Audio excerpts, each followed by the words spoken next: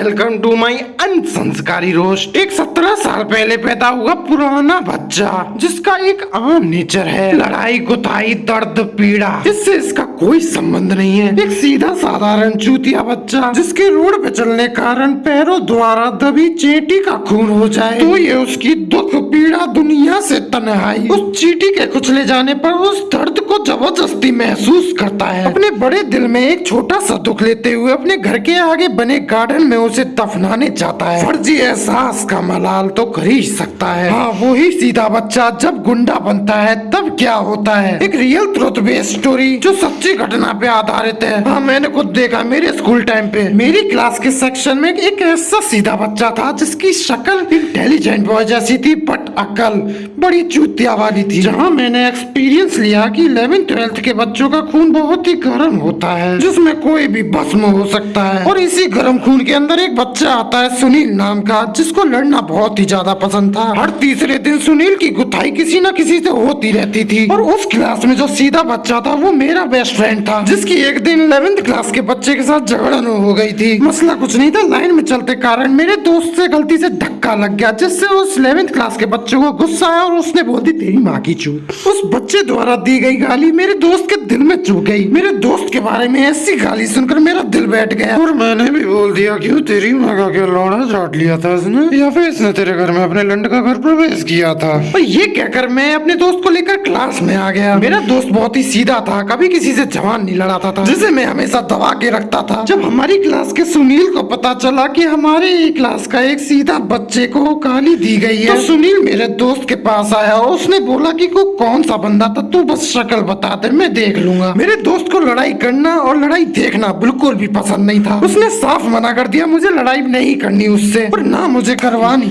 माँ बाप ने पढ़ने के लिए भेजा है, पढ़ेंगे लिखेंगे कुछ बनेंगे, माँ बाप का राशन नाम करेंगे, थोड़ी इज्जत कमाएंगे, दुनिया में बहुत कुछ है, इस लड़ाई गुथाई में कुछ नहीं है। तो आज मेरे साथ चलो और मेरे साथ हाथ उठाओ, आज के बाद कभी लड़ाई नहीं करेंगे, अपने माँ बाप को प्राउड फील कराएंगे। गांधी जी ने कहा था एक गाल पे थप्पड़ मार दे तो दूसरा गाल आगे कर दो। चलो बोलो मेरे साथ जय गांधी जी। मिडिल एज तुझे पता है कौन सा था वो भूसड़ी वाला? मैंने बोला कि हाँ वो रघु बेटा भूसड़ी होते वो शक्ल देख मारो सुअर को। हमारी पूरी 12th क्लास उस 11th क्लास के बच्चे की ओर जाने लगी। यही सब देख मेरे सीधे बेस्ट फ्रेंड ने कहा अरे भूसड़ी का अजीब जबरदस्ती लड़ाई करवा रहे। जब उन 60 बच्चों के थप्पड़ उस 11th क्लास के एक बच्चे को लगे तो वहाँ अखंड भीड़ इकट्ठा होने लग गई। जहाँ उस बच्चे के लात घुसे पड़ रहे थे वहीं एक तरफ से एक्स्ट्रा थप्पड़ भी पड़ रहे थे थर्ड पार्टी की तरफ से, उसी की क्लास के उसी के फ्रेंड हमारी क्लास के बंदों को ज्वाइन करके अपने दोस्त को मार रहे थे। उस बच्चे की हद से ज्यादा जुदाई होने के बाद सारे बच्चे 1 घंटे बाद प्रिंसिपल ऑफिस में होते हैं। किसने मारा इस बच्चे को? सुनील सिन्हा थान के बोला मैंने मारा।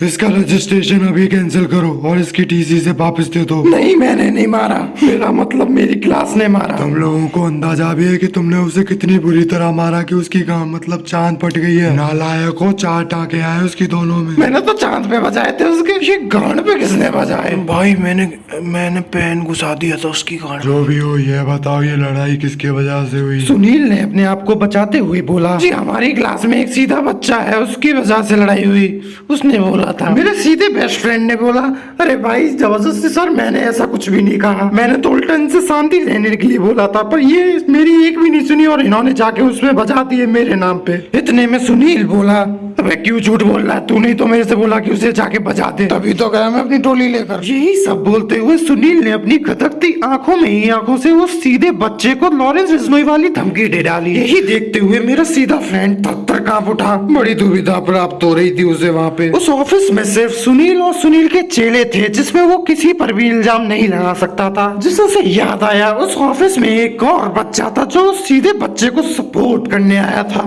बहन का लौड़ा में क्यों गया उस ऑफिस में? उसने अपने आप को सुनील और उसके चेलों को बचाने के लिए उसने मेरे को प्रेफर करना ज्यादा ठीक लगा।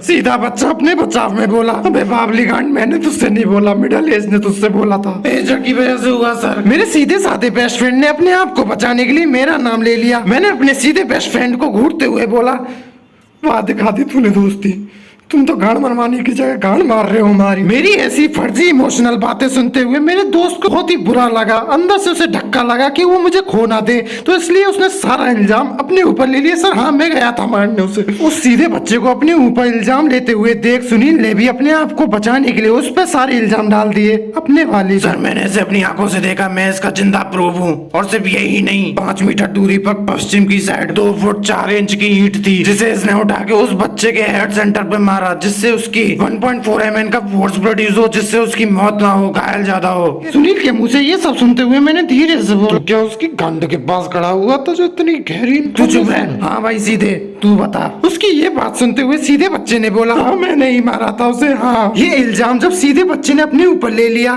तो सारे बच्चे अपने इल्जाम को उसके ऊपर डालने लग गए। और वो पेन जो था वो आप ही ने उठा के गांड में डाला था ना? हाँ मैंने ही डाला था। और ये सब देखते हुए सुनील ने उस सीधे बच्चे का फायदा उठाते हुए उस पर अपनी 2 दिन पुरानी शरारतें उसके ऊपर डाल दी। और ये सब झूठे बयान देकर मेरे सीधे दोस्त के मुंह से सुनकर प्रिंसिपल ने उसे स्कूल से निकाल दिया। पढ़ाई लिखाई तो उसकी छूटी गई थी, फिर वो उसके बाद सच में ही गुंडा बन गया। बाहर निकलते ही उसने सबसे पहले वाहियात फ्रेंड्स बनाए। जो 17.5 साल का सीधा बच्चा था वो 1 साल बाद मादर चौथ बच्चा बन गया। उसने सबसे पहले उस प्रिंसिपल को दावा, फिर उसके बाद सुनील, फिर पेन वाला लौंडा, फिर उसके बाद वो 11th क्लास का बच्चे को फिर से अपने हाथों तोड़ा। ये सब करते हुए मेरा सीधा दोस्त मेरे हाथों कंट्रोल बाहर हो गया। सबसे बड़ा दुख तो तब हुआ जब उसने KGF मूवी देखी और आजकल उसी मंजिल की राह की ओर चल रहा है। और यहीं पर इस वीडियो की समाप्ति हो जाती है। तुम लोगों को बता दूं, ये स्टोरी 30% फर्जी तरीके से इलीगली बनाई गई है, बाकी की 70% रियल बेस पे है, तो नो टेंशन। अगर आपको इस वीडियो का सेकंड पार्ट चाहिए तो एम करते हैं 3000 लाइक्स। मुझे पता है तुम लोग करा दोगे। अगर वीडियो अच्छी लगी हो तो लाइक एंड सब्सक्राइब जरूर से कर लेना, नोटिफिकेशन ऑल पे जरूर से सेट कर लेना, जिससे तुम मेरी नेक्स्ट वीडियो सबसे पहले देख पाओ। बाय। मैं बोलू उनसे चैन से जो ना देखे वीडियो ढंग से मैं लेकर कलेक्ट आई।